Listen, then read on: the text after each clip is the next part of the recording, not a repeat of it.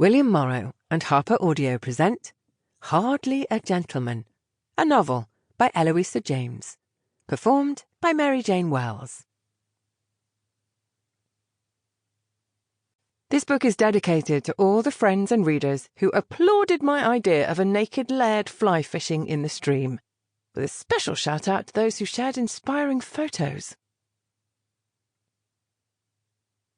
Chapter 1. April 10th, 1803. Scotland.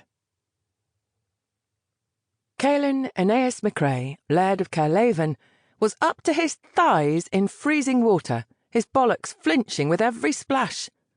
Spring was finally fighting off winter.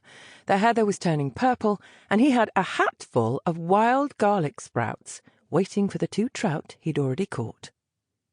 Aware of a dim feeling, icy ball bag or no, that life didn't get much better, he flipped his long rod forward and let the silk spin out, his fly splashing down with a sound better than bagpipes or trumpets. His sister's voice interrupted the delicate process of snapping his rod just enough to set his fly bobbing. "You catch your death standing in that loch like a naked gawk."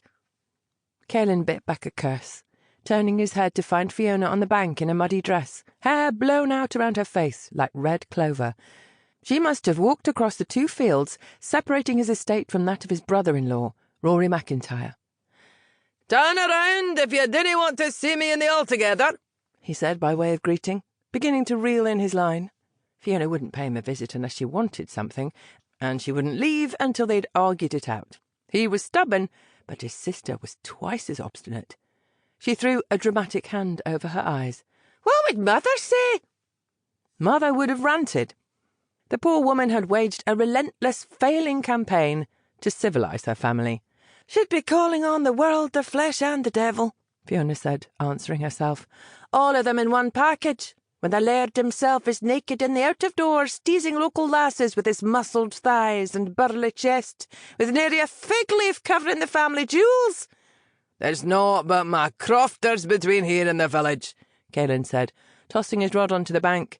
"They have more to do than gawp at me." "My better half wants one of those newfangled twirly things," Fiona said, pointing to Caelan's reel.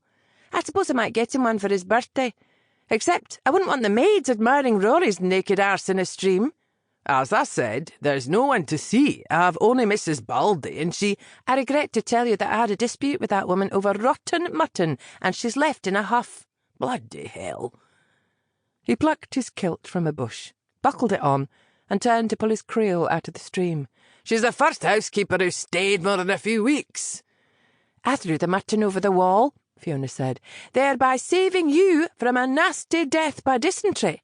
According to her, she's been feeding you porridge." "Nothing wrong with that." "Porridge? Cabbage soup, pig's thinkers, which she clarified as brains, and mutton stew." "Sounds right," Caelan said, going down on his haunches next to the flat boulder he used for cleaning fish. "I cook trout myself, and otherwise I don't care much what I eat." A fact his sister knew perfectly well. "How's the bean?" "You have to stop calling him that, Alfie. He's 7 years old and tall for his age." Fiona squatted down beside him, pulling a knife from her skirts and slicing open a trout while he started on the other. "And?" "He's a pain in the arse," she said darkly. "He seemed fine at the kirk last Sunday." "He's obsessed by his pet chicken, Wilhelmina. He says that you can tell from her expression that laying an egg is hideously painful, like passing a shite the size of a boulder." Caelan's bellow of laughter echoed over the water. "Aye, you can guffaw," Fiona said. "You don't have a son who refuses to eat chickens or eggs." "What kind of chicken is Wilhelmina?" Caelan asked, still grinning. "A silky, so-called. A chicken with a mop of white feathers on top of its head. A grifter at the market rooked Alfie into believing she is half rabbit, half chicken." Caelan groaned. "That's so wrong."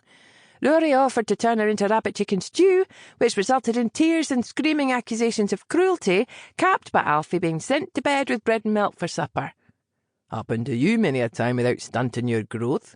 "And to you," his sister retorted. "I do understand the appeal of the carnivorous wilderness, Caelan, but, and I mean this, would it emasculate you to live in a sanitary dwelling with a pantry that had more than a few withered carrots and some fly-blown Sample complete. Ready to continue?